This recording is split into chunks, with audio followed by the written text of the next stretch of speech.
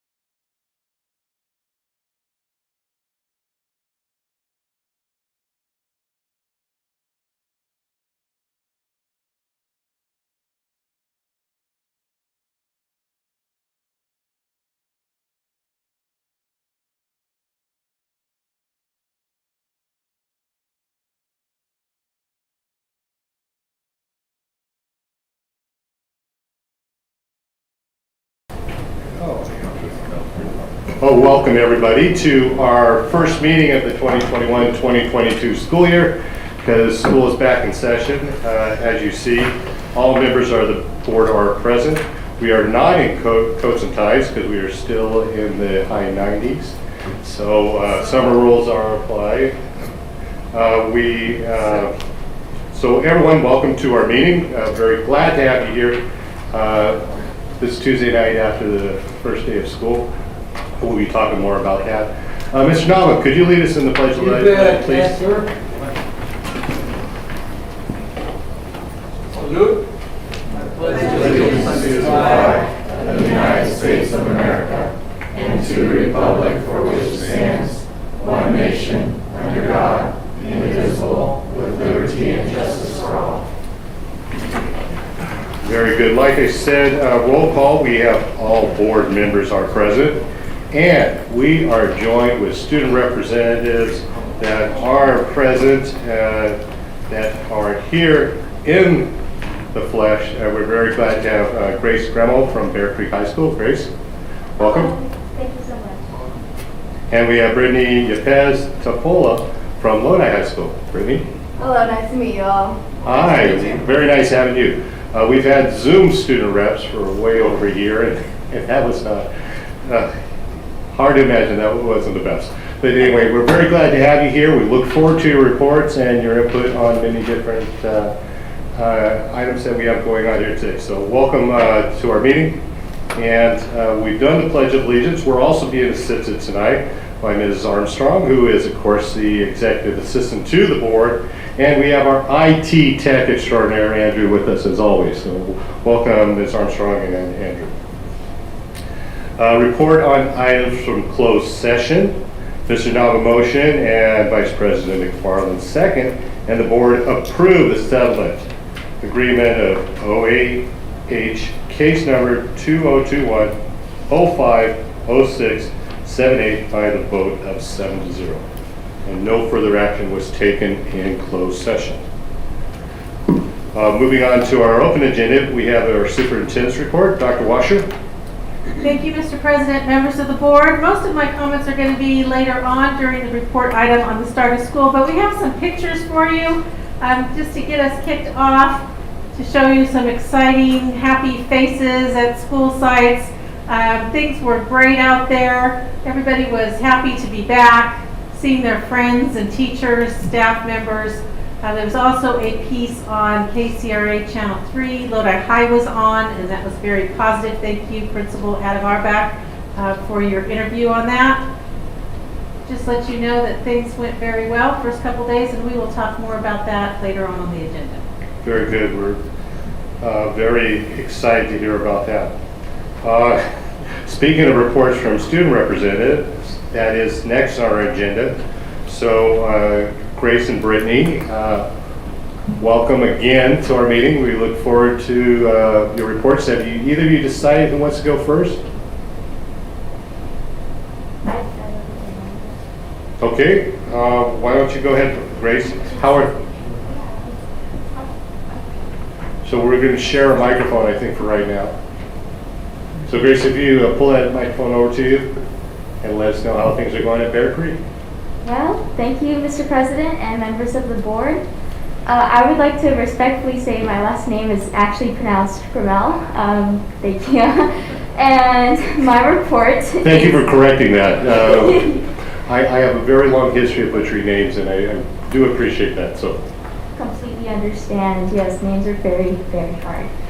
My report is that the recent school activities and programs are currently the fall sports, which are in practice and preparing for competition. Those fall sports include cross country, men's and women's water polo, women's basketball, cheerleading, football, and women's golf. For student government, we will be starting our freshman class president and assembly elections on Thursday of next week, and we are also preparing for Club Rush and Club Takeover Week, which are both at the end of August. We just finished planning the dates for all our major events throughout the year and for the Spirit Weeks, and have started planning for the homecoming rally and dance. Recent events and performances were yesterday's First Day Assembly, where the class presidents, leadership classes, and Bear Creek Assembly and Rally traditions were introduced. I would like to recognize and express my gratitude to the counselors for sorting out everyone's schedules and ensuring that everyone enjoys their academic year, and kudos to the students for surviving the jitters of the first day. And I would also like to recognize the co-curricular activities like cross country. They were in conditioning all of summer, and so was volleyball, basketball, and tennis, and they have been active throughout the summer and have been conditioning for the last 2 weeks. Finally, upcoming activities are freshman elections, club rush and takeover week as previously stated, fall sports tryouts, and auditions for the school's play A Midsummer Night's Dream, which are on the week of the 16th this month. And speech and debates first JV tournament is in this month. Thank you. Very nice, Grace. Very good job. And Brittany. Question, Mr. Freitas, please. Mr. Donna. Yes. You mentioned girls basketball in the fall. You changed that from winter to fall? As far as I'm aware, yes. Okay.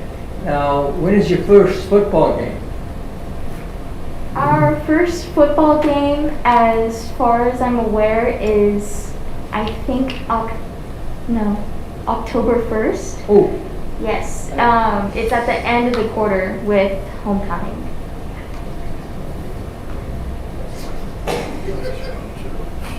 Very good. Mr. President, I did tell them they would get quizzed on sports.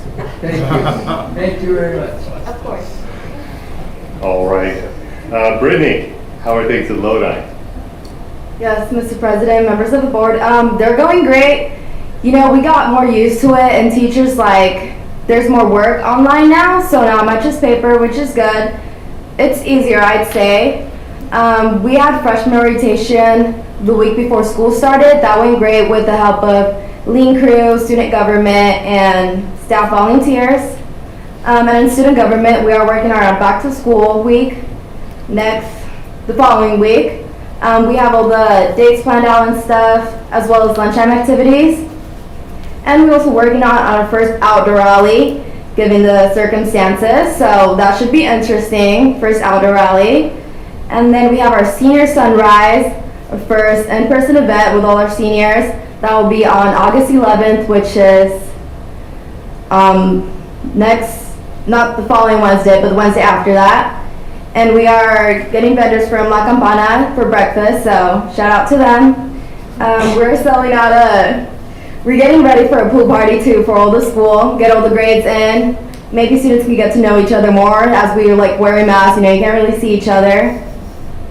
And also club rush, we're working on that for the next few weeks, getting all the clubs started. And yeah, as far for student government, we're trying our best to plan the events, get new ideas in, and just make this a great year. Thank you.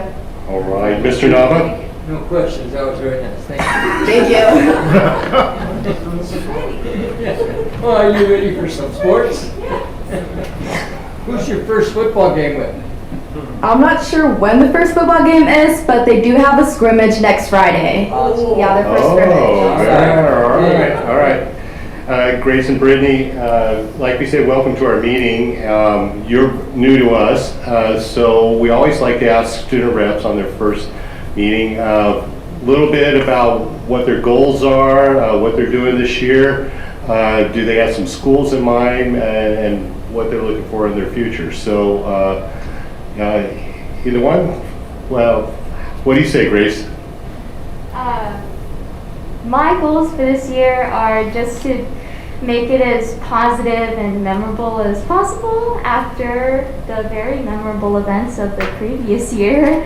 And I hope to make it a sweet return for all students. Schools that I'm looking at entering acting programs or musical theater programs at Boston University, Boston Conservatory, Marymount Manhattan, and that's to name a few. But yeah, I'm looking at those sorts of schools. Those are absolutely, that is exciting. I don't think we've had an acting student around. So, well, you're welcome to put us all down as references, and And good luck with that. And Brittany, how about this year? What do you have planned? Well, as well as Grace said, I'm planning on making this a great year. We'll be able to hold events, so we're really trying to get a lot of those in, maybe like once a month for all students. And as far for myself, my goals, I'm not exactly sure which schools I want to attend, but I think I want to stay in California unless the opportunity is given to go somewhere else. Yeah. And you have a major kind of in mind, Brittany, or? I was thinking something around business. I'm not exactly sure, but we'll figure it out. Yes. And that's fine. I literally graduated college and had no idea what I wanted to do. So there's plenty of time for figuring that out. But anyway, welcome both of you. Anything we can do to help out, any questions that you have. And we have a back to school report that's on our agenda tonight. So we may be coming back to you and asking a little bit about that. I do know Grace has a conflict, has to leave at 8 o'clock, and also the same with you, Brittany. We realize that you are students, you're busy, you do have homework and all those college applications to be filling out and those scholarships. So if you have to take off early, welcome to it. But if you could stay for a little bit, we're glad to have you. So thank you for joining our meeting. Thank you. You're welcome. Comments from the public. We've set aside a 20-minute period for the public to address the board on items not listed on the agenda. Each public speaker shall limit his or her comment to 3 minutes. The board cannot engage in dialogue, thank you, about public comments because of restrictions placed on the California Parole Act. We have Mrs. Heverly here. Well, Susan.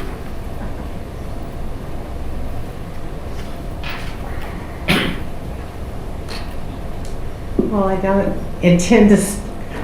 I don't intend to start the 17-year attending the school board meetings to get rid of Concept 6, but I do have something to talk about. So, as you know, this has been a very difficult year, especially for students and families. Many people lost their jobs, their businesses. People had to stay home from work. They had to dip into their retirements to make ends meet. And we know that a lot of students were lost a lot of academic time and achievement during this time. And I had a lot of time on the opposite side of the screen watching all of the little kids, but I'm not going to go into that now. I wanted to talk about LCFF, Local Control Funding Formula. Now, we know that a lot of times people name things to mean just the opposite of what they are. And we don't have local control over the funding formula because that's already been done by the state. And I have pretty strong feelings, as you're going to see, because I wrote this down. Local control funding formula must be spent in an evil, disgusting, discriminatory way that selects students who are deemed to be the most important and discriminates other students who are deemed to be less worthy. I want to make sure I say that again. Evil, disgusting, discriminating. And quite frankly, I think it should be unconstitutional that we should have any kind of government agency that selects students on some kind of scale. Personal opinion, maybe a lawyer would like to take that one on. However, we know that a lot of money is coming in to the district, and children all across the district from every group, every academic level have had a loss. And so I would like to encourage the entire educational community to provide opportunities for every student to achieve their highest academic potential, regardless of where they are currently in achievement. And things like small tutoring groups and things, and we should not be selecting which students can have it and which students should not, but we should make that kind of opportunity for students to get better and have opportunities for every child. And that's what I have to say. And I've been on the LCAP committee since its beginning. And I've said the same kinds of things at the LCAP committee as some of the people in the district office are aware. I don't think we should be discriminating against students, and this is an opportunity to do something for everybody. So, thank you. Thank you, Susan.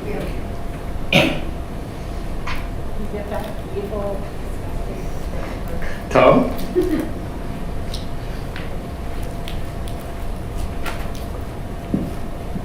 President Freitas, members of the board, Dr. Washer, you'll be happy to hear that I have no comments that regard to COVID. My comments tonight have to do with PE waivers for middle school elite athletes. I've been working over the last week with multiple members of the district, including our principal at Elkhorn and Mr. Palmquist. And to my surprise, there is no PE waivers for middle school elite athletes. The reason why I've been working on this for nearly a month is my daughter Kinsey is an 8th grader at Elkhorn. She's a level 6 gymnast at Gym Stars in Stockton, and she trains 4 days a week, 4 hours a day, Mondays, Tuesdays, Thursdays, and Fridays from 3:30 to 7:30. And that equals 1,920 minutes every 2 weeks, far exceeding the state mandated 400 minutes of physical activity for middle school students. She also is insisting on doing Mr. Raby's Workout Warriors on Tuesdays and Thursdays from 2:15 to 3:15 that she's been involved in for 4 years, because if she completes 8th grade, she gets a shirt. I told her I would buy her a shirt. But she's also a member of USA Gymnastics and has been since she was 3. And she competes in up to 7 USAG Gymnastics sanctions events per year, including state and regional championships.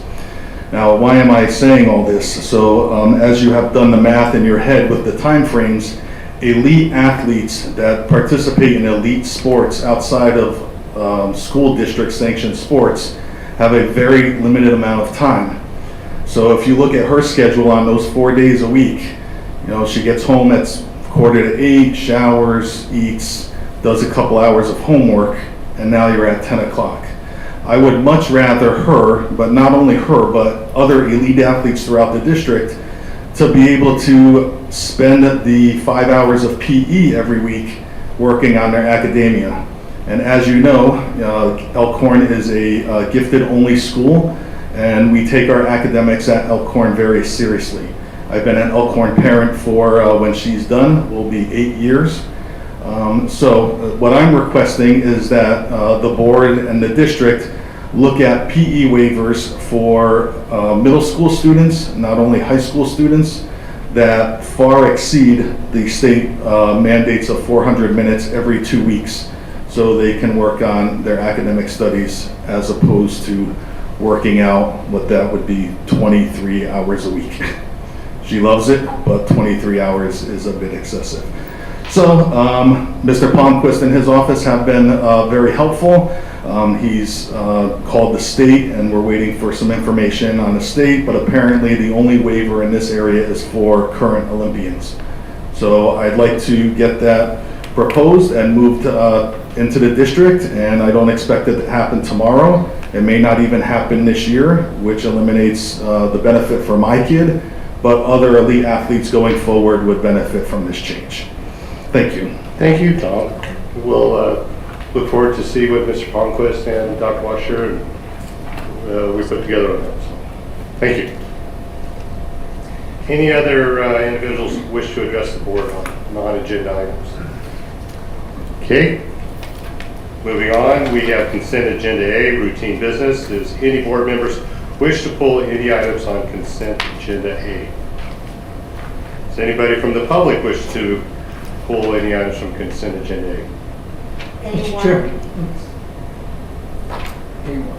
Okay, Michelle Oregon as pulling A1. What are the wishes of the board with the remaining items? Mr. Chairman, I move we approve the rest of routine business agenda. Thank you, Mr. Knopf, for your motion. Thank you, Mr. Neely, for your second. We'll go to the student reps. Your vote as to the routine business items, A or nay? Yay. Aye. Aye, two ayes from our student reps, and we'll go ahead and call for the board vote on the remaining items.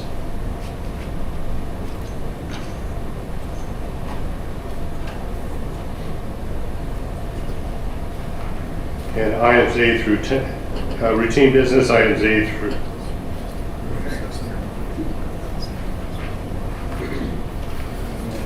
Yeah, we got it.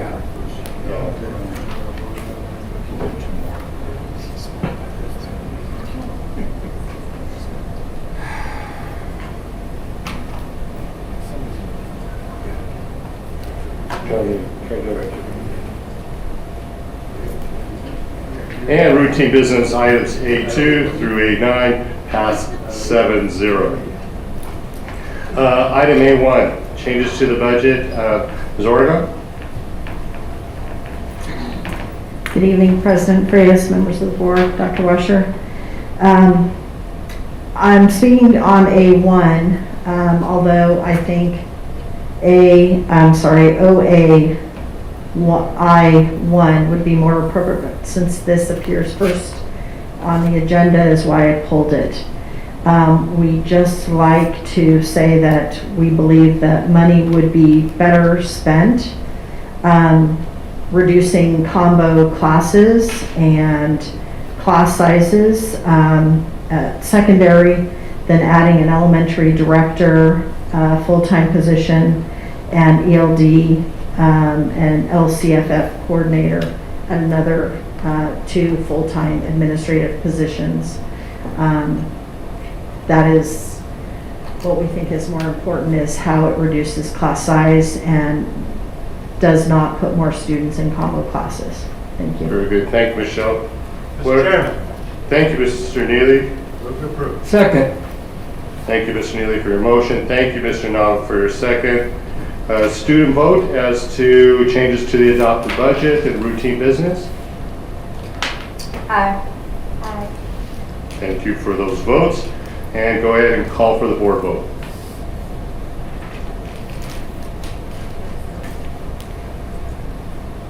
And item A1, routine business, passes 7-0. On consent agenda B,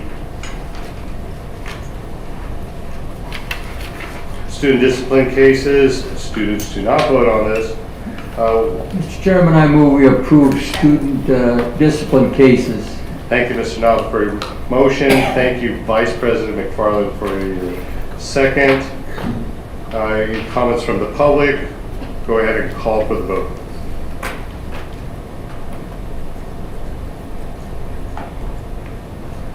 And student discipline cases pass 7-0. Other action items, we have item OAI1, approval for additional 6.0 FTE for the utilization and expenditure of CARES funding resources, and approval of resolution 2021-49 for the hiring of short-term classified employees. Dr. Washer?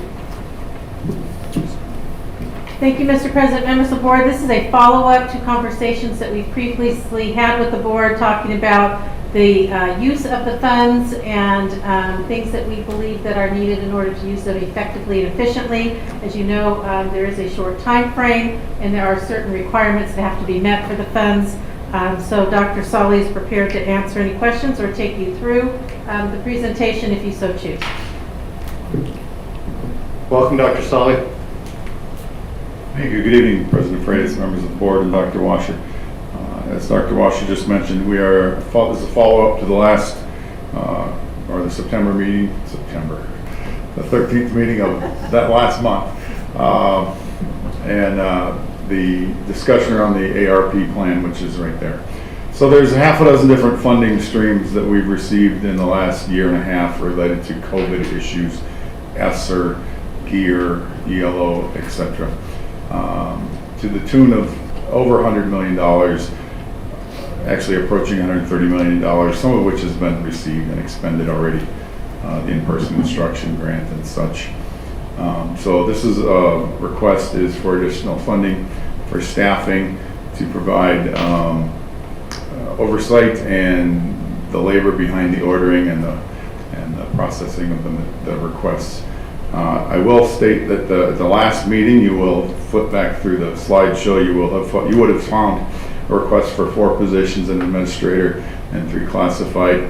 After more discussion and input from the board, we increased that by 1 to a VP/AP administrator for support of distance learning and independent study programs, as well as an additional technician, which you'll see listed as a limited assistance technician, I believe. So that, I mean, there's a lot of work to be done, but we're trying to keep it within reality and realms of making it workable. And we feel that's the best proposal we can bring to you, so we are requesting approval for that. You'll notice that the limited assistance positions are there because the funding, as you know, even though it expires, the bulk of the funding expires in 3 years, it's truly still one-time money. The limited assistance allows us to not be tied into those roles in the long term. For the reason the classified positions aren't listed there specifically, I'm sorry, the certificated positions are at-will employees and could be reassigned.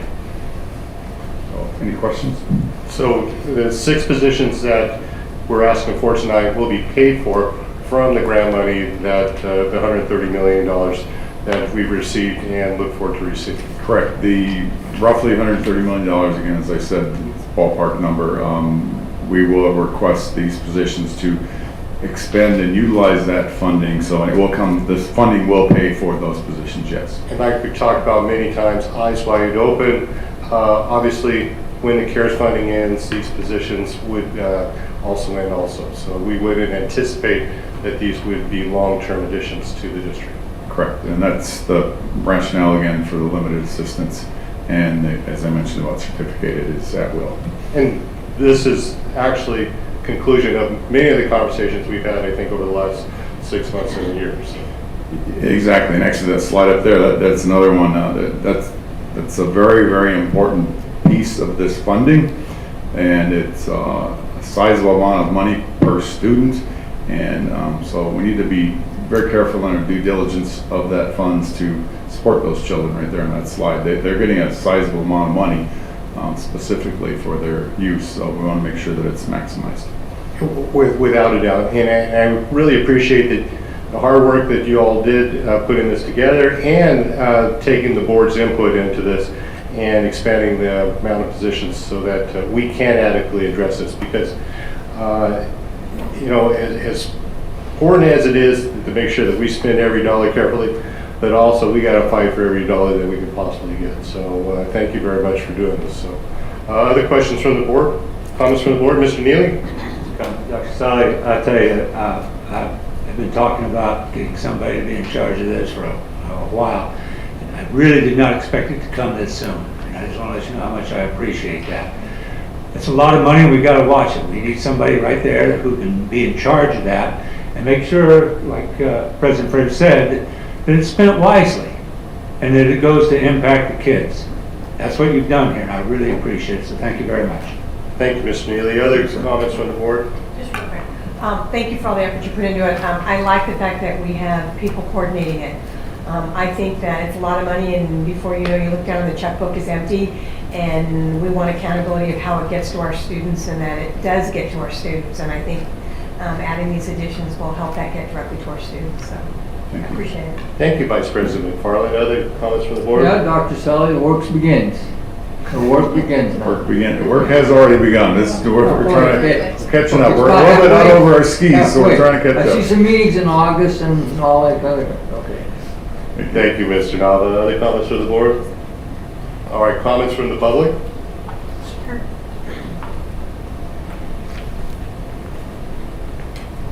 Susan? Well, you know, I've spent a lot of time doing a lot of research on mask wearing and all kinds of things recently with immunology, but I'm not familiar with this. So, is this for all students or is this just for some students? I see that LCFF in there again. The funding is for all students. Again, as I just mentioned, there is some set asides for certain groups, the homeless foster, for example, but the funding is to serve the needs of all students. Okay. And I saw the maintenance in there, and it's been a long-term thing.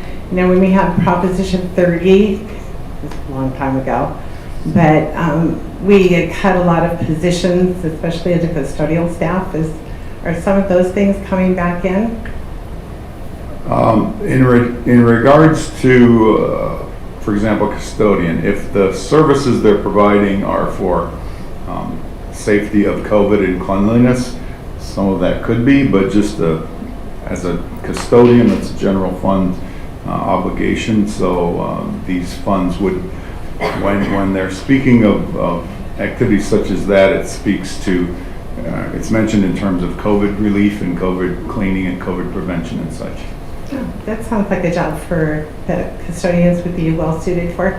I hope that we also will consider adding some custodial positions to our general fund to maintain our facilities pretty much every week, and drive around and look at the facilities and look at the progress of the new buildings being made.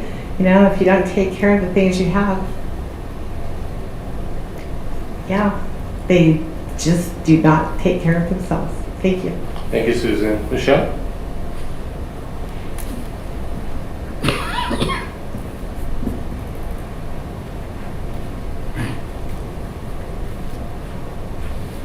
Thank you. President Freitas, again, we just like to say that on the item, we don't feel that the coordinator full-time position, and I think I just heard at this meeting that you said this would not be ongoing, or that it would be ongoing, which, because I heard before that it would move from short-term to ongoing position, but tonight I think I heard you say, President Freitas, that to correct you, that it was an ongoing position long-term. No, I said just the opposite, that these positions last as long as the CARES funding lasts. So the coordinator position will not be ongoing? Is that correct? Yes. Okay.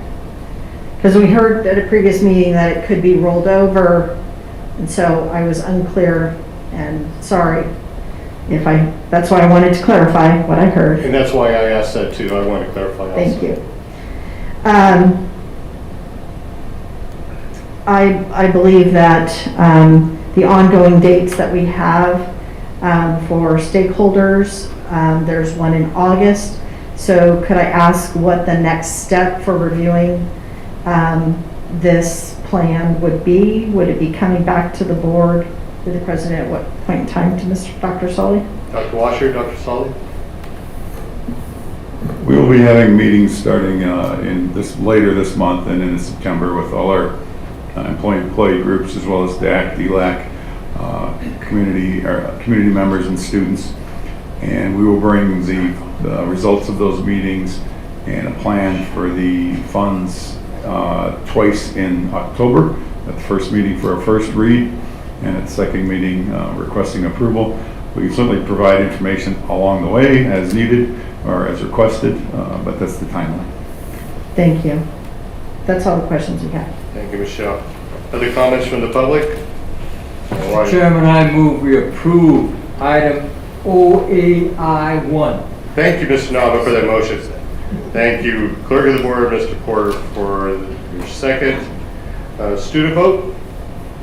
Aye. Aye. 2 ayes. Have it. Very good. Go ahead and call for the board vote. And item OAI1 passes 7-0. Items OAI2 and items OAI3 were offered by Mr. Porter. He's asked that they be withdrawn, so they will be withdrawn from tonight's agenda. And you may.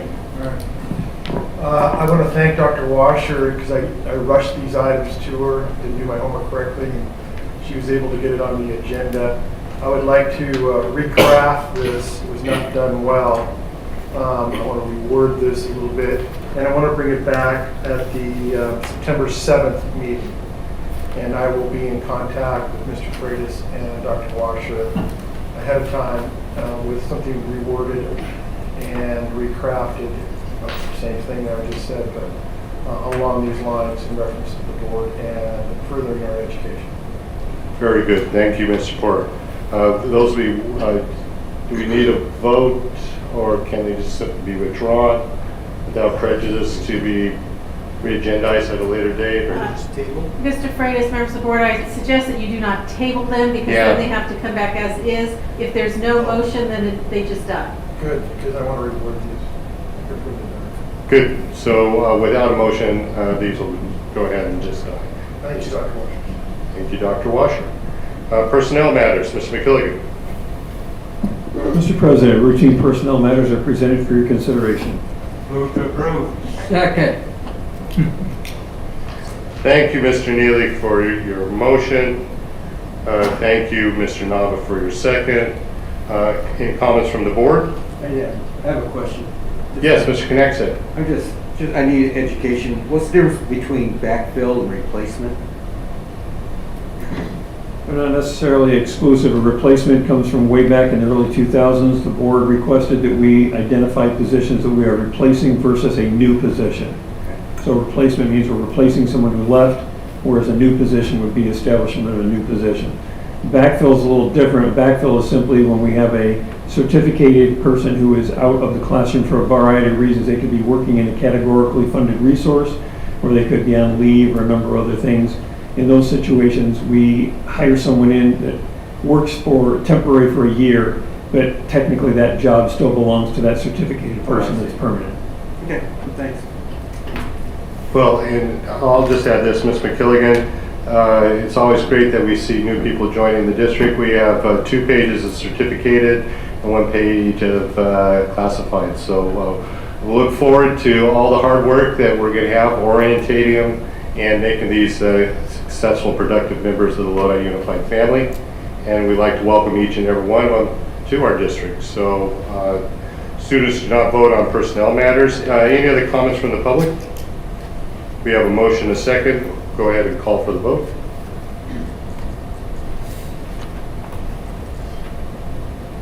And personnel matters pass 7-0.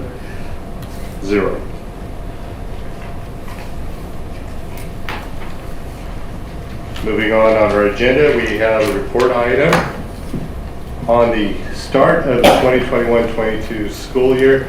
Dr. Washer. Thank you, Mr. Freitas, members of the board. We're going to start off with a brief video courtesy of Chelsea Von Gier.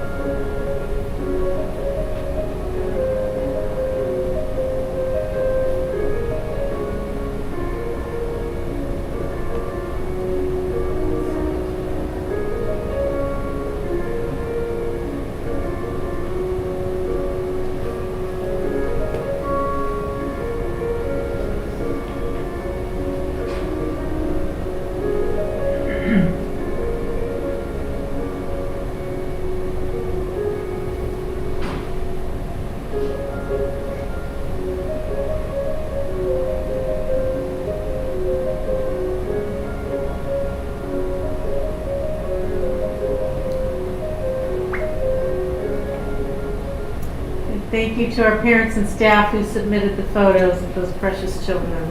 Cute kids. Oh, thank you, Chelsea. Great job, as always. Well, we had a wonderful start to the new school year, and I'll tell you, everybody needed it.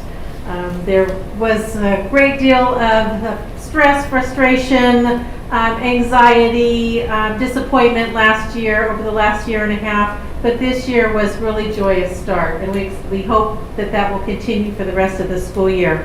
a thank you to all of our staff and our departments that got things ready. Mr. Holloway is here. He is to be commended for working with his staff to get our grounds and facilities ready, to get them clean, to get them prepared for our students, staff, and families, to welcome them in the appropriate manner. They worked hard over the summer, short summer break, especially with some summer school programs in place, to get everything ready. Our departments have done a fantastic job making sure that things have been ordered and delivered as best as possible. We need to keep in mind that we are still in a pandemic, and that delivery can sometimes be delayed, and that can still be frustrating. But there are things beyond our control, but they are doing everything possible to get things in the hands of staff and students as quickly as possible. Our principals, administrators at the sites, office staffs have just been doing a phenomenal job answering phone calls, getting things ready and prepared, changing safety plans with the changes, making sure that everything is in place. I want to thank our teachers for working hard over the summer break. Again, it seemed like a shorter summer than usual, especially those who were working over the summer. Our teachers were ready for our kids, greeted them warmly. Our kids, I think, had a fantastic first and second day of school. We do have folks here ready to share with you some details about how that went from our elementary and secondary divisions. So I'm going to ask Mr. McGregor to give you a brief update on what he saw out and about, and I think he went to almost every elementary school in 2 days, and I think he's a little disappointed in himself for missing a couple, but that's because he has so many. Did you drive or did you ride your bike? I drove. President Freitas, members of the board, Dr. Washer, thank you very much. And Kathy's right, I'm disappointed. I made my best effort, but was unable to visit all 32 elementary schools. I did make all 15 of the North Stockton schools yesterday, and 11 of the Lodi schools today. I'll hit the remaining 4 tomorrow. So looking forward to those visits tomorrow. But some highlights I wanted to share with you. All of the principals reported that the students are very happy to be back, excited to interact and play on the playground without masks and get to know their teachers and all that's going on at school. So that, of course, was wonderful to hear. Students really have responded well to the safety expectations. Principals were quite excited about that and how smoothly that went.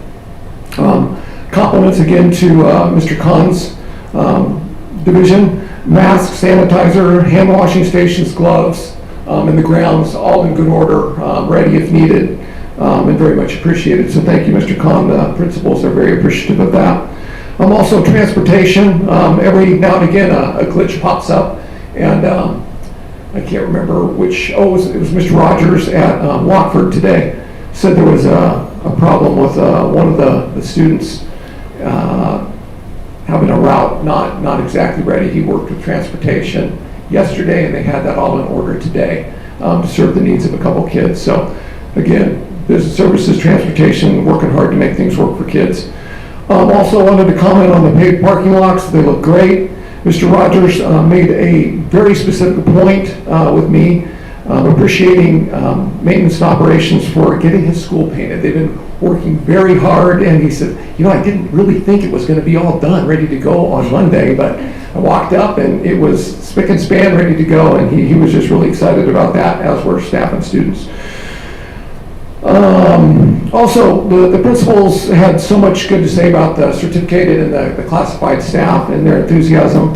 A number of the principals spoke to the excitement of the certificated staff and the professional development days that they experienced last week, and said many of the teachers were very appreciative of the planning efforts and excited about what they're looking forward to this year. So that was great to hear.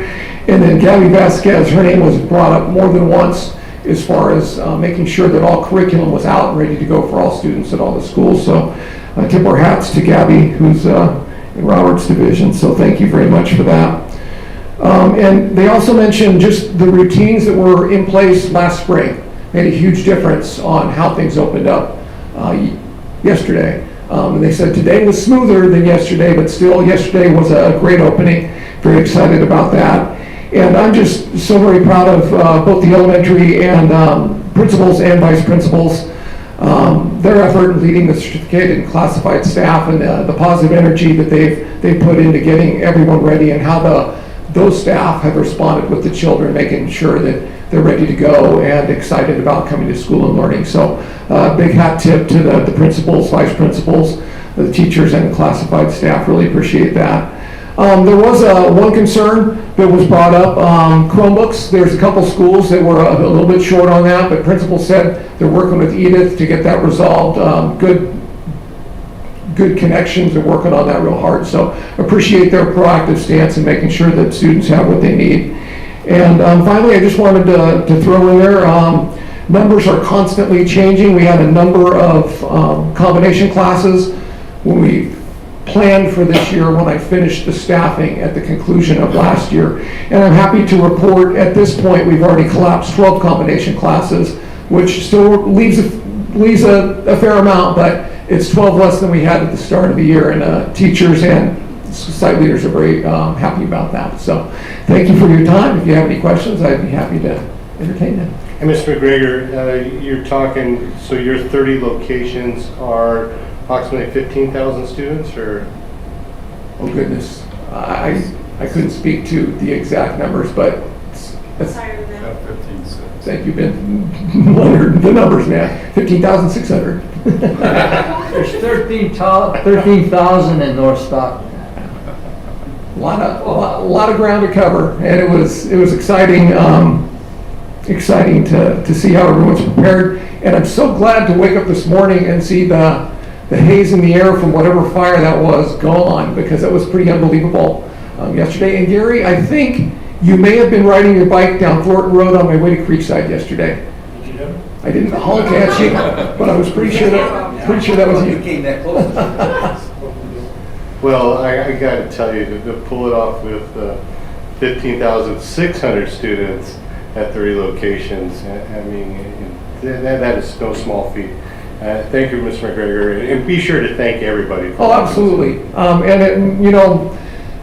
My effort, thank you for, your comment, but it pales in comparison to the work the teachers, the classified staff, and the site administrators have done to get ready. So thank you very much. And then just compared to what we had last year, oh, yeah. This is just night and day, and the way it just needs to be. So lots of smiles.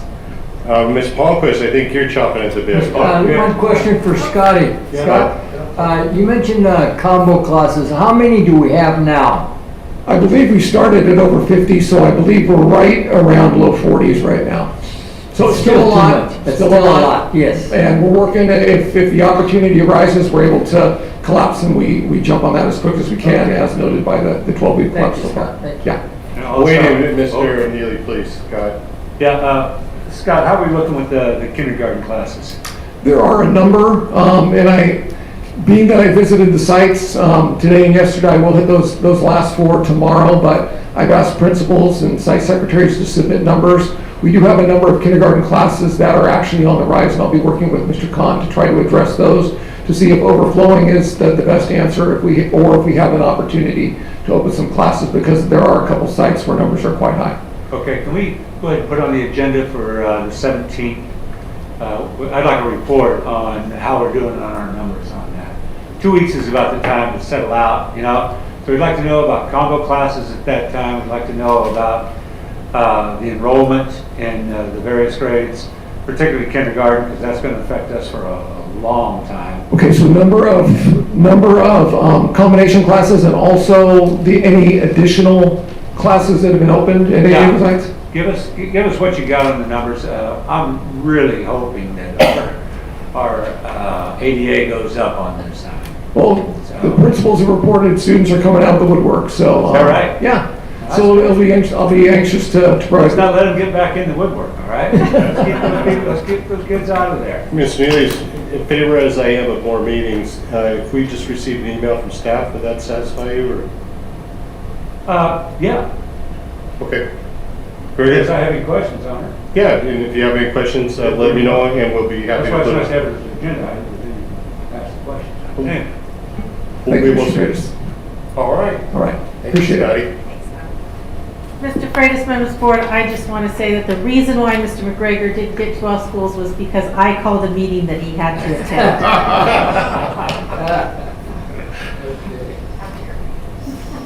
Well, I'm sure Mr. McGregor's working on being in two places at once, and he'll have that figured out, so. No.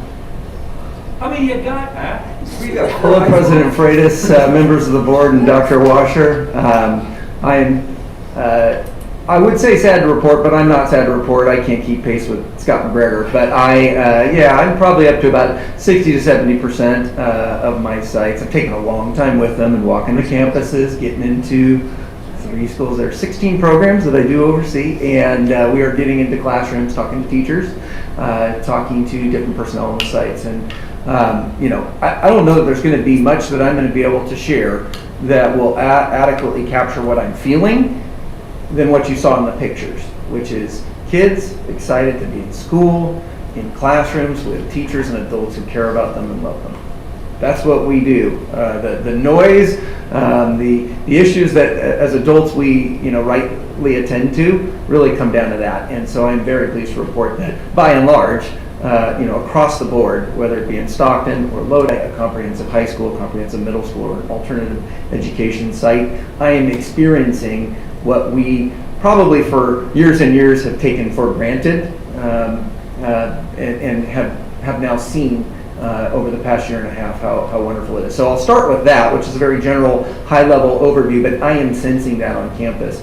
As Mr. McGregor said, my principals and staff on site are reporting much the same thing, that a lot of the safety measures and the conversations around that, we got a really nice trial run over the spring, and kids know how to do that return to school because of what we've done since April, and by and large they felt like it was a fairly smooth transition. As it relates to masks, most of the conversation is just about having to give them out.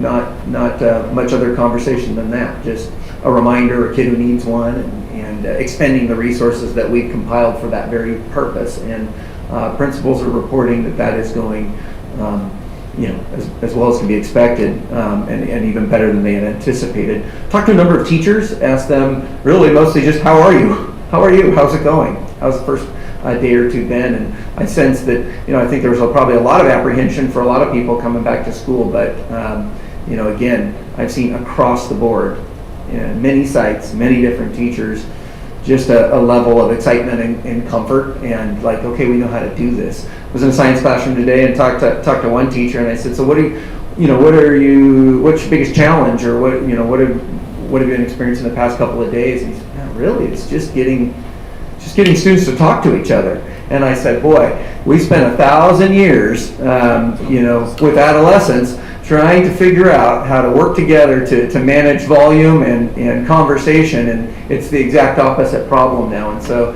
we were talking strategies about how, do they engage better one-on-one, like with a pair share, or is it whole group conversation? And so those are the types of conversations we've been having. But how wonderful is it to have a conversation about instructional strategies with teachers? How wonderful is it to talk about seeing our students on campus?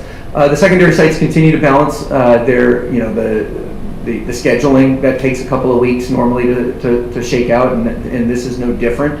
And some sites that actually look even less. And again, that goes to the great work of staff at all levels, whether that be our administrators or counselors or teachers and other staff.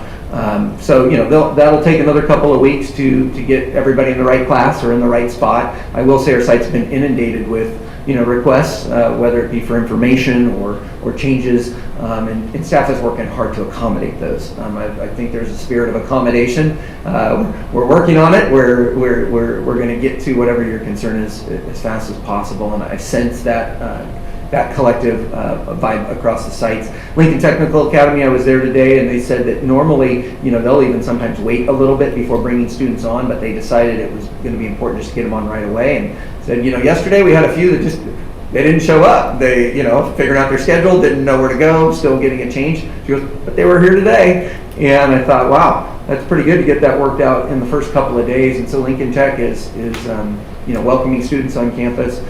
So by and large, I would say the things that we are confronting and the things we are dealing with, I'm pleased to report, are the things we are always dealing with at the start of the school. The things that we, are always working on. It's a little bit more inconvenient, and I think there was a little more apprehension, but again, just a wonderful report from our sites. So I will, Mr. Neely, get to the rest of them. I don't know if I'll beat Mr. McGregor to his last site, but in the next day or two, I'll get that full report from all of them. And just a real spirit of collaboration. I think a real spirit of we can do this, and more than anything, we just care about our kids. And so pleased to report that. Very nice, Mr. Palmquist. Questions for Mr. Palmquist? Other than what a great improvement this is. Where were we last year at this time? Man. Where were we? Jail. Yeah. Just trying to get 15,000 Wi-Fi's out to 29,000 students. And very nice report. Thank you, Mr. Palmquist. Fortunately, we have two people that were actually there on our campus enjoying our first day of school. And we do have one more if you wanted to do the students first, that's fine. Yeah, well, we have a time situation, so I'm going to go ahead and get the students right now. So Grace and Brittany, how was the first day of school from the students' perspective at Bear Creek and Lodi High? Well, I would have to say that the first day of school went pretty well on my own personal end. I didn't really have many friends complaining to me, and we were pleasantly surprised at our first day assembly when we were doing the BC roll call, which is basically when we assess like how spirited each class is. We were really surprised to hear how loud the freshmen got and how ready they were to participate. And it's really cool to just see people walking around and talking, and they're all new people. I recognize some of the juniors, but I'm meeting a lot of new people, and everyone else is meeting new people, so it's really nice that everyone's kind of in the same place. It's not just seniors and juniors and sophomores all knowing each other and freshmen being the newbies. Everyone is the newbies this year, so it's kind of sweet, yeah. Very nice. Brittany? It went really well. It was nice to be back in school, first day in person, not over a Zoom call. That was interesting last year to try to figure it out. But yeah, it went really well. Teachers, students are happy. It's much easier online, just seeing everybody's faces and being able to actually meet your classmates. That's really nice. And yeah, I'm really excited. It went really well. Now, Brittany, you get to see all that new construction on Lodi High. Oh yes, they're building that up pretty fast. I believe we're going to be switching over after the Christmas break, so that should be nice. Yeah, I have not really been able to see the inside, but I see the outside whenever I'm parking in the morning, and yeah, it's big, so that's fun to see how it'll turn out. Well, the man in charge of it is sitting right next to you, and you put a smile on his face about moving in right after the Christmas break, and we would all like to see that happen too. So, well, that's fantastic. Yes, thank you. Good questions. Dr. Washer, you said you had one more report? Thank you, Mr. Freitas, members of the board. Yes, from the operations side, Mr. Khan is just going to give you a brief overview from their perspective on how things went. President Freitas, members of the board, Dr. Washer, I don't have much to report. I know we have a blower out in 3 classrooms, so we did have that air conditioning issue. We had a little bit of dead grass, but nothing anybody is really focused on right now. A lot of it has to do with construction. I haven't heard a single request for PP&E. After 15 months of it, transportation is impacted. And there have been a lot of changes to student schedules, but it's only been 2 days. Today was drastically better than yesterday. And this is from a staff that's down 5 drivers this year. So everybody's driving right now. I hope we can get those positions filled, but we all know what that story is. It's been going on for years. And we're not the only industry that's focused on it as well. I'm told that the food distribution today, out of roughly 295 students in Digital Academy, 95 put their orders in and came and got them at 3 o'clock at Creekside today, so that went well. I understand food is going very well at all the other sites as well. And this is all in the midst of a massive construction boom that is nearing its end for the first big phase, and the green shoots of the next phase are starting as well. So I think, again, I'm happy to say I don't have a lot to report at this moment. A question for Leonard. Yes, sir. December, the Lodi will be open, right? The That's contractor, target date. the contractor keeps won't be any earlier in December, but I'm not sure I believe him. It's going along very well, so. Okay, one other question. How about Needham? The classrooms, unfortunately, are going so fast, I won't be able to get new furniture in there until December. Remember, these were planned for later. The MP room, contractor's still telling us February, but anybody that's driven by there, that looks like they're being very conservative as well. I think the board knows that the Tokay gym is done. The classroom should be done at the end of this month. We do have concrete that we've added. That is not bond work, it will be routine restricted maintenance, but for instance, the circle in front of the competition gym at Tokay, that concrete was really in bad shape, so we're gonna go ahead and do that as well. But we're hoping to get everybody moved in.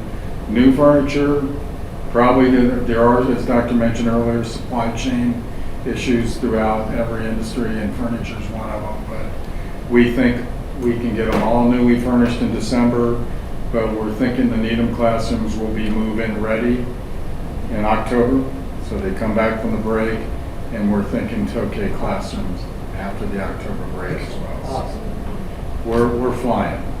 You're really flying. We were talking February, I think, just 6 months ago, so that is fantastic. That's great news. And no spoiler alert, but what's our ADA kind of looking like? We're down. So, but we're down heavily in K6, but I think there are a couple absolutes in school districts. Number one, your enrollment grows from day one to C beds, and then it's the long slide down to P2. But also, for some reason, your titles, especially in the littles, the K through 3s, they don't show up on the first day, and they start building as we come. So we were tracking on Friday approximately down 400 and some students, but we're starting to notice that the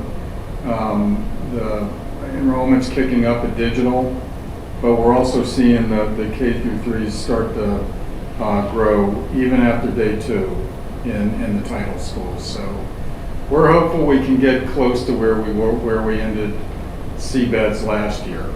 And I guess I shouldn't call it C-beds anymore. It's now CalPads Day, I think the first Tuesday in October. But I don't think we're growing. I don't think we'll show an increase versus last year's CalPads, but right now I'm optimistic that we won't hit CalPads at down 400. Thank you, Mr. Collins. Comments from the board? Mr. Neal? Yeah, I'd like to know, I don't want the answer tonight, but how we're looking on Chromebooks. That was mentioned at one of the reports. So I can touch on that briefly. So this has been an unusual 15 months. And our Chromebooks left us in August of 2019, and we haven't physically seen all of them for that period of time. So between Mr. Solly's, Dr. Solly's IMC and Business Services, Tech Services, the next 2 weeks will tell us. Because all the textbooks, all the Chromebooks are coming back, being rechecked into Destiny, and then checked back out to kids. So we'll know what we're missing and what we're not. Thank you. Other comments from the board, Mr. Everly? Thank you, Mr. President. I drove around schools and was happy to see that a particular class, let's say, was sitting in the shade. It was kindergarten, and they were unmasked, and I thought that was great. It was too bad that Monday was so smoky, but what that got me thinking about classrooms outside. I did notice at schools that there are those picnic benches that were provided through the COVID monies. And what it got me thinking in is kind of an issue that has always been in my head, and I brought it up several times, is that shade structures.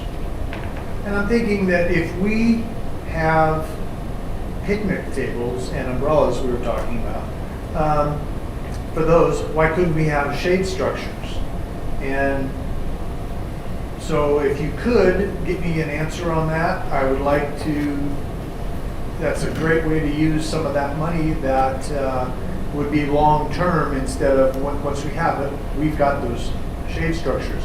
And it does give the schools a lot of flexibility in what they can do, and it does keep the kids out of the sun. So if you don't mind, if you would look into that for me or give me a little quick synopsis now. We've done a lot of work on shade structures over the course of the bond. There will be problems at some sites. We tried every which way we could to get a shade structure into Washington. But there's nowhere to put it where one of the issues with shade structures is they're structures, they're DSA structures. And if you put them within 20 feet of another building, you must run electricity, fire alarms, and sprinkler systems to them. So the cost goes up from 150,000 to well into $500,000, that kind of thing. But we are working at LTA, a shade structure will be going in there.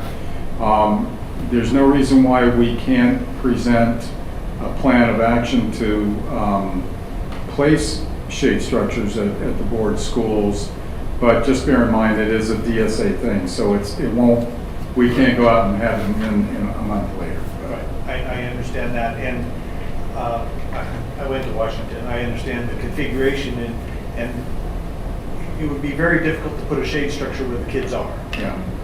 So I get that, but that should be the exception and not the rule. And I would like us to investigate that and see about moving forward with those, because the kids enjoy it, the teachers enjoy some outside instructional time when obviously the weather permits.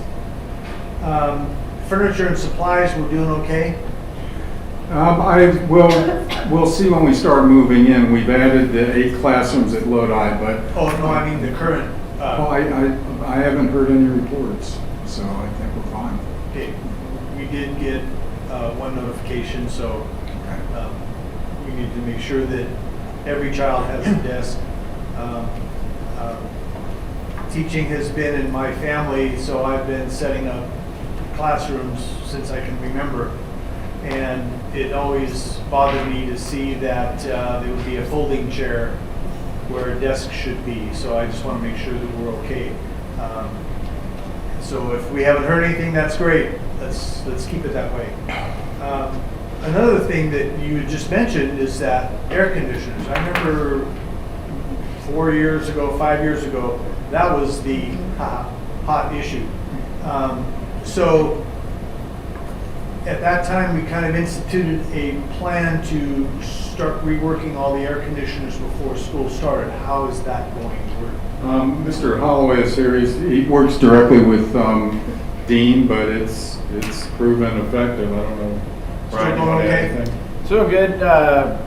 Dean, I don't know if you guys know him. He sits on his computer, runs the systems up and down all summer long. Well, short summer this year. Address the issues that he found. We just can't find them all until people get in the room, and then. Sure. So this week, Monday, this last week. We had a few complaints come in, but they said it's only my second year, so I don't have the baseline, but they say we're way ahead of the normal startup. They're on it. When we don't hear, that's a good thing. It's a great thing. Yeah, she's nodding, yes. So I think that's great because it's really difficult that my main thing is that the schools look good, the grounds look good, things are supplied, air conditioners are working. We tell the kids education's important, education's important. And when they walk in and don't have a desk and something's not working and they don't have supplies, we just told them that it isn't important. So that's why I always really want the first visit that the kids have in school is a productive, positive one, and that we are ready for them. So I did have questions about the different divisions like transportation, food service, those kinds of things, and you addressed that, and I appreciate that. Thank you very much. Mr. Palmquist, just so you know, I didn't last year because it was crazy, but I request once things kind of smooth out a class printout for the 4 high schools, so I'll be asking for that. You don't need to do anything until that gets stabilized, because I'm very interested in what the class sizes look like, what kids are in what classes and those kinds of things, what we are offering our students. So I'll be getting to you probably in a month. So let's see here. And that's it. Thank you very much. Thank you, Mr. Everly, and thank you for getting Brian involved. He was nice enough to come to our meeting. We were going to be sure that he spoke. Thanks for the memo on the summer attire. Look at these guys. Right? I don't know. I've been trying. Only applies if. It's just for the board? That is not true. Stay in my lane. That is absolutely not true. Other comments from the board? Mr. Freitas, I have Mr. Connect, I have a comment. A little out of order here, but I want to talk to the student reps real quick. I have questions from you ladies. Unfortunately, we're going to be stuck with, looks like we're going to be stuck with masks for a little longer. I'm just curious what the word around the campfire is at the schools. I mean, is that a big deal with students, or are they just adjusting to it and letting it run off the back, or what? Well, at Lodi, it hasn't really been a problem. It was just Monday, I believe, when it was more gloomy, but no, it hasn't been a problem in school, so it's been fine, yeah. And today the air cleared out, so that's better. Okay. Yeah, I didn't find not many people, the smoke didn't really hit until we were leaving school, so we were pretty much all okay. And some of my friends didn't even notice the smoke, like they didn't even smell it. And yeah, once again, I was going to school today and I noticed it was clear and I was like, no, everything's good. Well, smoke's temporary, so is COVID, I suppose. I'm just curious about wearing the mask in general because of the mandates that it's being imposed upon us. I haven't, not many people at Bear Creek mind wearing masks. Most students, maybe 50% of students take off their masks when they're outside, but whenever they're back in the classroom, not many students overly mind wearing masks, or at least I've never heard any complaints. Okay. And yeah. All right. Thanks. Of course. That's it. Good questions. Thank you, Mr. Connect. Other comments from the board? Yes, Mr. Everly. I'm sorry. Just a reminder for anybody who's listening, the mask mandate is that outside the classroom, it's optional. Let's try to remember that. Good deal. Thank you, Mr. Everly. Comments from the public? Michelle?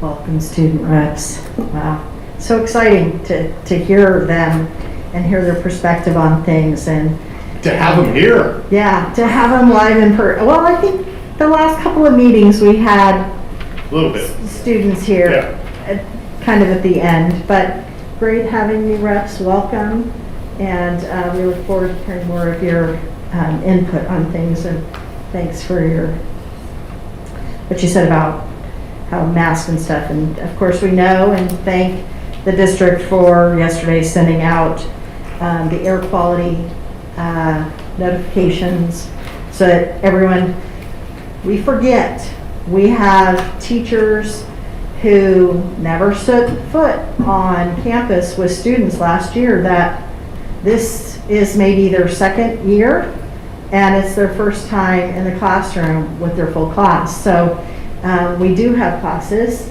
kind of like, I liked your description of everybody's new. And so we have brand new hires and we have new hires from last year that are finally together with students, and it's very exciting. A couple of things on the opening that I want to recognize and say to piggyback on our 2 assistant soups for elementary and secondary. We've heard some great things about being able to set up. We want to recognize Brian Holloway's team and Mr. Kahn and the teachers, administrators, and support staff out at the Digital Academy, getting those rooms configured. We know there were delays in furniture, delays in getting curriculum. We want to also recognize with personnel the ability for those teachers who were displaced and placed at the Digital Academy, giving them the option to be at a comprehensive site where they wanted to be, but there weren't any openings. We know that did create a shift in FTEs at the Digital Academy, and we appreciate the board, superintendent, and Mr. Kahn making sure that those FTEs are still expanded at that program. And from what I understand, their phones have been ringing off the hook to add more students to that program. One thing that I think we can work forward to is advertising and communicating with our community more, and organizing our class lists maybe sooner so teachers can really reach out ahead of time and let parents know, hey, August 2nd is the beginning. I was shocked when I heard that some parents didn't know that Monday was the first day of school, and they had been members at a school site forever. So just, I don't know, maybe we need a full page ad on social media and the newspaper. But the direction that was given in setting up those new programs, thank you for the idea of the Digital Academy to give that option this year, from what I understand, other than being last minute, and we appreciate the extra effort. And from what I understand, there were people but there Saturday and Sunday working to make sure that it was ready for opening on Monday. So thanks to all those with their additional effort to make sure that happened. We do understand that there are a little bit of delays in shipping. We understand toner is the biggest hot commodity right now, so if anyone is sitting at toner at home, some school sites would really appreciate that. I would like to see what Mr. Neely mentioned on a report item. I heard it moving to would an email suffice. We as the public and your stakeholders would really like to see that breakdown. I want to thank Scott McGregor for working with teachers, those classes that collapsed, and getting those teachers whose classes were dissolved back into their classrooms and back into a straight class, and getting rid of some of those combos. So we appreciate that effort. But we would like to see a report item with a breakdown of all of that and how many open positions that we currently have. Rumor mill is something, but hard, fast numbers would be good. Really like the idea that Mr. Heverly brought up about the shade structures And how many of our PE teachers long-term would love to have those outside? So is there a way maybe to move them out in the field more?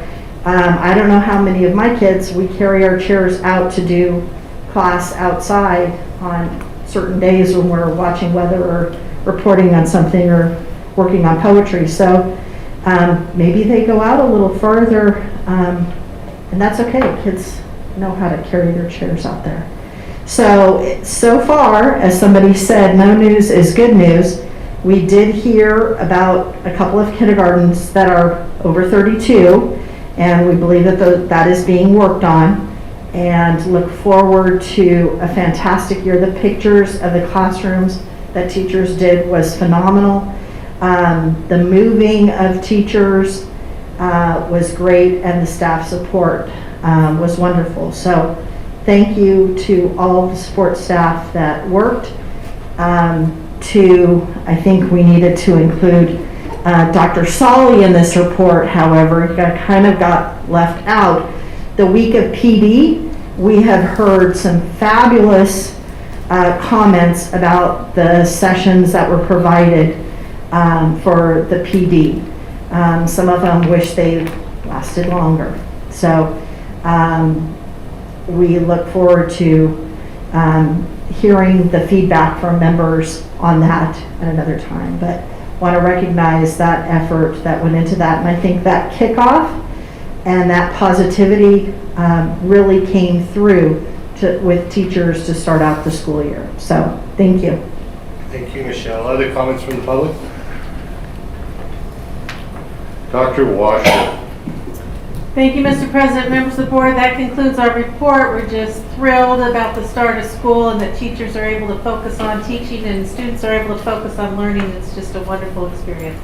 Well, throwing a party for 29,000 students, give or take, and also it's no small feat. And that all 4,000 of our employees and members of the Lodi Unified family rose to the occasion to make this a in-person educational experience, and with this degree of success, it's no small feat. Thank you, and please thank everybody, and thank everyone for these wonderful reports. Like Mr. Khan says, this is what we expect in many different ways, but it sure is nice to hear, and it is so nice to know that we are doing this for all of our students, our families, and our communities, that we are back in business and we're doing it right. So thank you very much for that wonderful report. Also equally exciting, is a report on our on-bill financing program. Mr. Khan. Thank you, President Fritz, members of the board, Dr. Washer, but we do have Mr. Holloway presenting it, so. As a brief introduction, the board was presented this idea at the November 3rd meeting. There have been some changes to the program, but I'm sure the board remembers its board schedule over the last many months, and it just wasn't possible to get this in front of the board. With the changes, I asked Brian to come and present the changes just so we're sure that the board still wants us to proceed. So, without further ado, the one, the only. Wow. Mr. Holloway. Good evening, President Freitas, members of the board, Dr. Washer. As Leonard said, this is an update. There's been some changes. Sorry I'm not going to be as exciting as those guys and whatever. You're already excited, Brian. You're already good. Staff came to you several months ago, November, to present the on-bill financing program offered by PG&E for the North Stockton area. The board gave direction to proceed with the PG&E financing idea for this program. The district has participated in the same program a few times in the past with great success. The last project included Creekside, Delta Sierra, John Muir, Park Lane, Sutherland, and Wagner Holt. It was an upgrade to the energy management control system. That's what Dean works on. The total cost was just shy of $1 million, and the annual savings have been fluctuating between $83,200 to $92,400. So it's a fantastic program, as you guys recognized when I first presented. When staff presented this program, it was given the details of how the program works from the last time the program was implemented in Lodi. There's been some changes. Ultimately, this is still a no money out of pocket program, but PG&E will no longer fund the projects up front. The projects have to be completed before they'll fund the project. This would require the district to pay the contractors on their pay schedule as the work is performed, and then PG&E would refund the project in full when the project is complete. And just a few notes for clarity. Instead of doing one huge program or project, we would break them down into individual sites, so that would keep that upfront cost way down. The largest site project that we're looking at is Krista McCullough, estimated at $266,000, and the smallest site would be at Henderson, estimated at $14,792. Our consultant, Tom Spivey of Strategic Energy, thinks that we would have to pay up to about 50% to 100%, somewhere in there, of the total cost before PG&E would refund it. Just on the timing aspect, that's why we wouldn't necessarily have to pay the 100%. The highest estimated amount of money that the district would have to put up front would be somewhere between $133,000 and $266,000.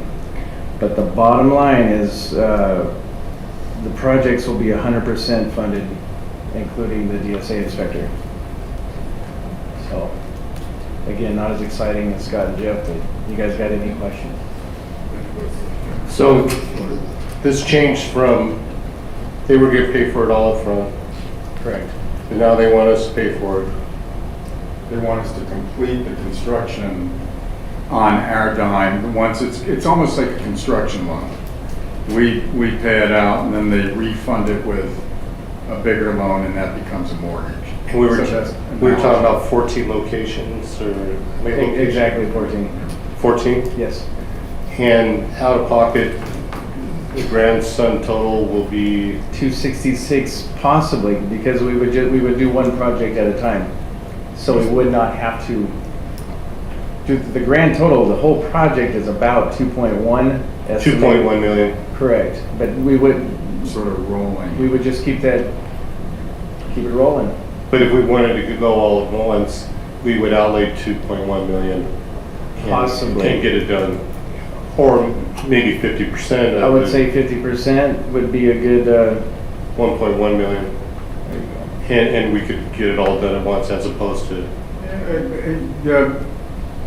Contractors are in tight supply right now, so we could still, if the board wished, we could still put this to market where you have the board would have one contractor and they just roll from site to site. That would be a lower capital requirement, and you'd still have a big expansive program, just not everybody done on the same day. And we can even use not just one, but we can use 2 or 3. Yeah. We got some options. We don't know what they are yet. Like I said, the contractors are in limited supply right now, so.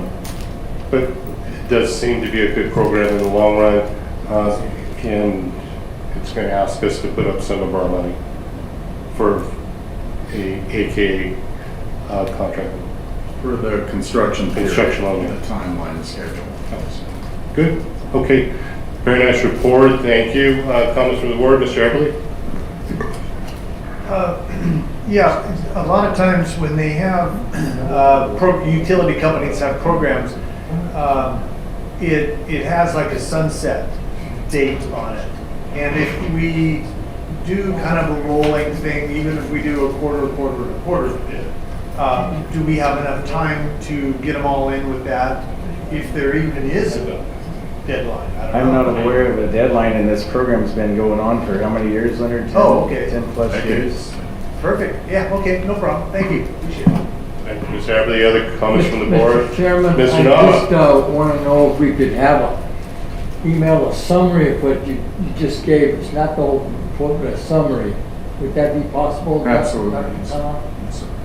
We appreciate that. Thank you, Thank Mr. you, Brian, for your report. Excellent, and you look very nice. You're with the tie and all that. Generally, I'll see you with your Levi's on. And Can't be too mad about not getting the memo because I don't wear a tie enough. So, I had to ask, who is that guy? Mr. Porter has some questions for you. Don't go anywhere. By the way, it's a low bar between Palmquist and Greg. What? Whoa. I'm Coach Scotty, so I can see that. Mr. Khan, this is kind of directed to you, and I don't know that much about it, but I do know at one time PG&E was very close to going PK. They did go. Yeah, I know. And so if we're laying this money out, and there happens to be another fire, which they just laid, I think the Dixie fire they took responsibility for? Probably. Right. Allegedly. Where is our liability, not liability, but our exposure? I believe we're dealing with the grant program, but I honestly don't know all the particulars of the funding. We will certainly. You're not worried about PG&E being able to pay? Well, if we were dealing with PG corporate, then in all likelihood, yeah, but the actual money that would fund the output, I think, comes from a grant, so we'll get the specifics of that. If the grant is a separate entity, then I wouldn't be worried about it. And then additionally, it would be us that owes them the extra money once it's complete. So when the bills come down because of the energy efficiency, we'd still be paying a higher bill level, the on-bill financing to pay the costs. So we'd be in the better seat anyways. Okay. I just had a quick question. And then my last question, and thank you very much for clearing that up, because I run into Schwalberg quite a bit, and I have a pet peeve about Lodi. Do we have any idea if we're ever going to be able to do any solar with Lodi at all? Or should I not even ask? I should ask him in the morning. I didn't hear the question. I'm sorry. Are we ever going to be able to do any Lodi Solar. solar in Lodi? Besides this building, is that correct? The issue with solar in Lodi is that they've already bought out all the green credits they need. Right. And the simple numbers are that we can verify through City of Lodi Electric that 70% of the power the board purchases is green, which is not unusual in the Central Valley because everything's hydro. Right. Unless we run out of water like Mendocino, I guess. But it would argue if we're buying the other 30%, or City of Lodi Electric is buying and passing through to us the other 30% from the Central Valley producers, then we got another 21% greenage. Right. So the issue City of Lodi faces is building out or procuring more solar energy when they're already well past their mandates. Yeah, I was just wondering about costs. If they don't need to buy it, that's why they won't pay anything for solar production. So we're sitting on a $600 electric bill right now. And I think at the residential, it makes a lot of sense. At the institutional level, they give you different rates. It's difficult. Okay. Thank you so much. I'm sorry I went off a little tangent there. I appreciate your time. Thank you, Mr. Khan. Mr. Khan, Dr. Washer, what happens next? We're hoping for direction to continue. We did not, the previous November 3rd presentation, there was no out-of-pocket whatsoever until the charges started showing up on the monthly bills. This is a change where the board would have to use its money to perform the project, get that money refunded and turned into a on-bill loan.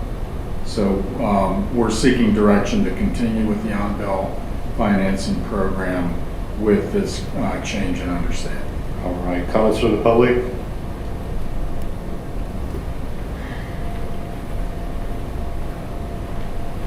Since our students have ditched us, we will not. Well, they're probably doing something really important. A question. So I'm looking at October 20th's board report item that has the attachments, is that the correct items that I should be looking at for this presentation? November 3rd. November 3rd. Okay. To clarify, this is a reduction in the kilowatt usage at sites. Is this the program that replaces the light fixtures, say, and then works on? Light fixtures. Okay. And controls. And AC controls, correct? No, the lighting, the energy management system that will allow, like with our HVAC program over the summer, we run all the HVACs from a central location in M&O. This would be the same thing with lighting. So make sure the lights aren't left on there. Okay, is there any way, because I know when we did this several years ago, my classroom was one of the classrooms that came from Woodbridge, so it was different from the rest. It had fewer fixtures, but they still reduced it by 25%. So when people walked into my room, they went, "Your room is darker," because they just took out 25%. Do we do anything to look specifically at the rooms themselves and not just across, because it was like just 25%, so they just went in every room and took out 25%. I'm not aware, Mr. Curtis, I'm not aware of that program, but every single site will be evaluated for the bid proposals. Okay, and will differences in, say, lighting in an interior room be more impacted, say, at Krista McCullough than an exterior room that has windows? So would they alter it? It would by depend on rooms? the design. Okay. I don't see that in the report. It just gives the numbers of the reduction, so it's across the board. I hope that we would look at fine-tuning it for rooms and that we don't make the same mistakes that happened before. So, thank you. Michelle, don't go far. We have comments from employee groups coming right up, so, and I think you are it. So, direction from the board, sounds like a great program. I think the board is unanimous on that. Sounds good. Board, sir? Yes. So you have board direction. So, no, thank you for this wonderful report, and again, Thank you very much. this exciting opportunity. Any dollar we save is a dollar that we put back into the classroom and for our kids. Fantastic. Comments from employee groups? Michelle?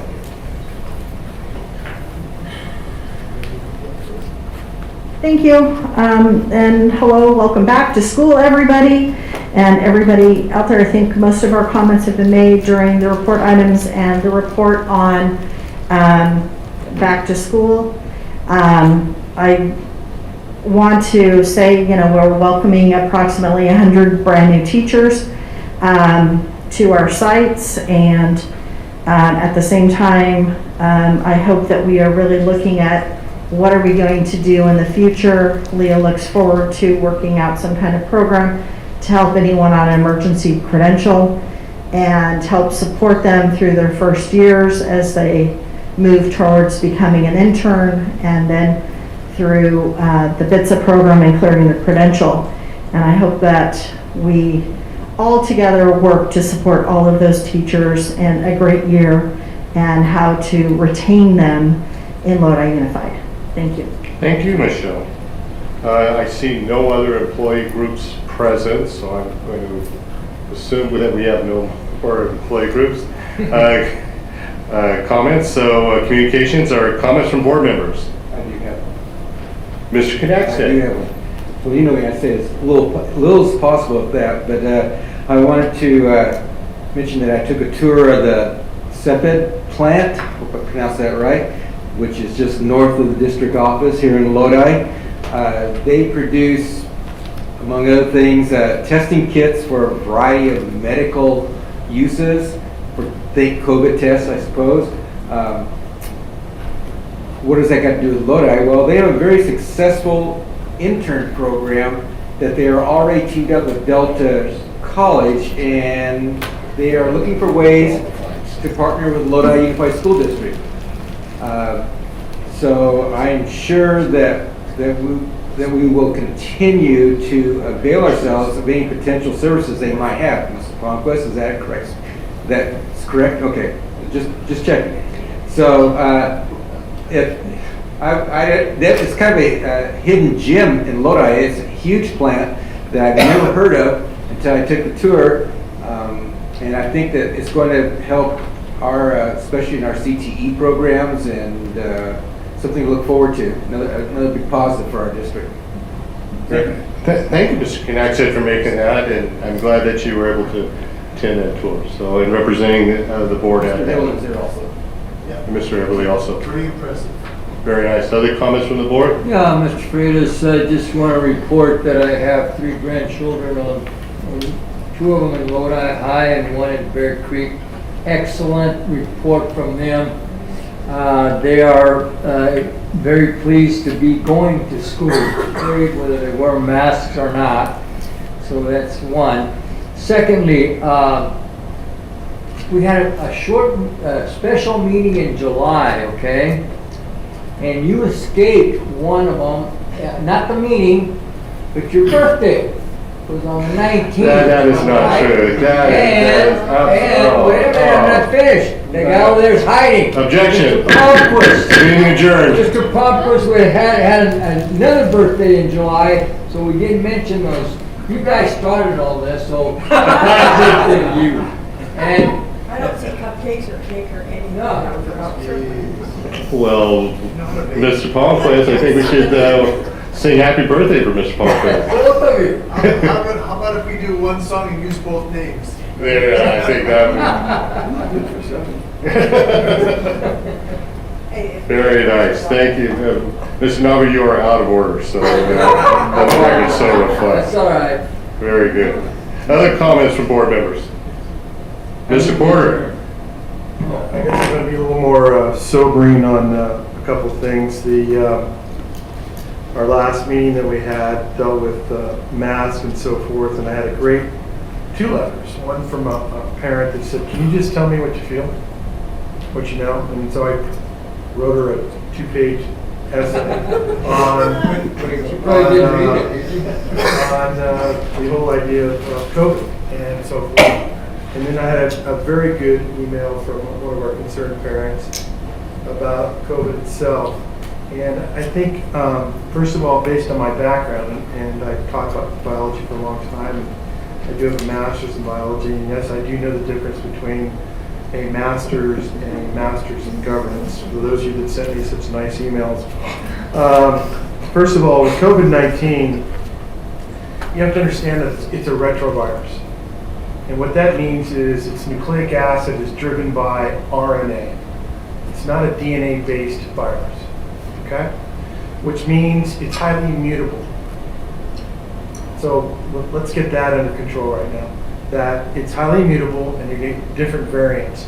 If you go on Dr. Park's website or the County Board of Health, you'll notice that they list the different variants that have been found in our county and affected people. And the ones that have started initially were beta, alpha, and of course now we're dealing with delta. They're all variants. Now how do you get out of that? How do you get out of viruses which do not reproduce on their own? They have to get into your cells to reproduce. They're not even considered a living organism because they cannot reproduce on their own. They have to invade your cells. And the cells that they like are the respiratory cells. If you're vaccinated, you become less of an incubator for COVID. Right now we stand at 48.7% in our county. The nation stands at 49.3%. And here's the shocking thing. We were the country that found the vaccine. We had Moderna, and of course we had Pfizer, Johnson & Johnson as well. The rest of the world now is past us in terms of vaccination. They didn't have the technology that we did to find the vaccine. But now they're passing us in terms of vaccination. If you want to slow down the spread of the virus, please get vaccinated. Now I know some people cannot, and I fully understand that. But right now you're looking at, in our county, we have 9 different variants of COVID. You're going to get more as long as people stay unvaccinated. And the other thing is, and I want to make this perfectly clear, this is a respiratory disease. It's spread through respiratory droplets. The virus doesn't fly on wings. So you talk, cough, you sneeze, whatever, it's going to spread. Mask help. Are they 100%? No, but they're pretty damn good at keeping that disease from spreading. So with Delta, the scare is it's more potent, and it is more potent. They've already proven that. It carries more of viral load. So if you haven't been vaccinated, the chance of getting it is greater. The chance of getting sick is greater. The good news is, if you're vaccinated, you have a 99.999% chance of maybe getting a little ill, showing some symptoms, and not dying. So I wanted to stress that tonight, that this is what I wrote out to this young lady that wrote to me, and the person that wrote me a nice email, and I answered back. The mitigations that we're doing that Dr. Washer put together are good. I wish they were a little stricter, personally, because we're getting into health and carrying it. You'll notice that people don't smoke anymore in restaurants. Why is that? People that don't smoke indoors in these rooms. It used to be that we did. You'd go into a restaurant, people could smoke right next to you. Lodi was one of the first cities in the nation to ban smoking indoor areas. Now, when it comes to vaccinations, let's get everybody vaccinated. Our teachers need to be vaccinated. And I'll go a step further. I would like to see us, maybe none of the board members will agree with me, but if a teacher is unvaccinated or will not show proof, they should be tested once a week, unless they have a health condition. It's my philosophy, but we should make them do it. They're doing it at all the hospitals, they're doing it at the care centers, they're doing it at the nursing homes. I see no reason why they should be tested if they're not vaccinated. They are essential workers and they're out in front. Same thing with administration, same thing with the board, all that. Now I know all the board members are vaccinated. I hope they are, as I make this speech. I don't know, I'm going to tell you. But Gary said that he needed to be tested. Now, Gary said later, well, COVID will go away. It's not. It's not going to go away. And you better hope that it doesn't mutate into a respiratory disease that we don't have a vaccine for. Because there's stuff coming out of South Africa, I read about, and so forth. So tonight was a little tutorial for the board to know what they're dealing with. You want to get an idea of how potent retroviruses is? HIV. There are HIV-1, HIV-2. HIV-1 has over 13 subtypes. And subtype C, I believe, is the one that we're working the most on. Oh, it's B. Subtype C is found in Africa. And all the money is going towards that subtype. So as I pontificate here, I want to remind you that we're still on the cusp. I know President Biden said we're a little bit over, and then boom, Delta came along. We can only hope and pray that we don't get a mutation that bust all the vaccines wide open and we're back at square one. So wear a mask, get vaccinated, most importantly, get vaccinated. That's my Channel 9 speech tonight. Very good. All the information. And Mr. Nava, I hope that you get vaccinated. I will. All right. Now that you just told me that. Okay. That is one of the advantages of having a science teacher on the board. And thank you for that information. And I think the closest to getting what Gary asked for, Mr. Connect said, asked for putting this thing to rest, is by us getting vaccinated. And the more that gets vaccinated, the better chance we have on this thing. So thank you very much for that message. And if you haven't been vaccinated, go get vaccinated. So, and that is the best we can, especially. I'd like to thank all of our board members for our comments, all of our reports tonight. Also, back to school. It snuck up on me so fast, but let me put on my day job hat, and that is, everyone drive carefully, slow down a little bit, look both ways, because kids are excited going back to school. and they're running into the middle of the street. And I know once or twice, you know, had that important errand I run, and I look at that long line of cars coming out of Century, and I said, oh yeah, you know, kids are at Tokay, and kids are getting out, kids are going in. So let's all be careful out there. Let's take good care of our kids because they're excited to go back and learn. If there's no other comments from the board, then any board comment, advisory reports. Next meeting, Dr. Washer. We are at Bear Creek. Yes, thank you for the reminder. We were at Bear Creek High School.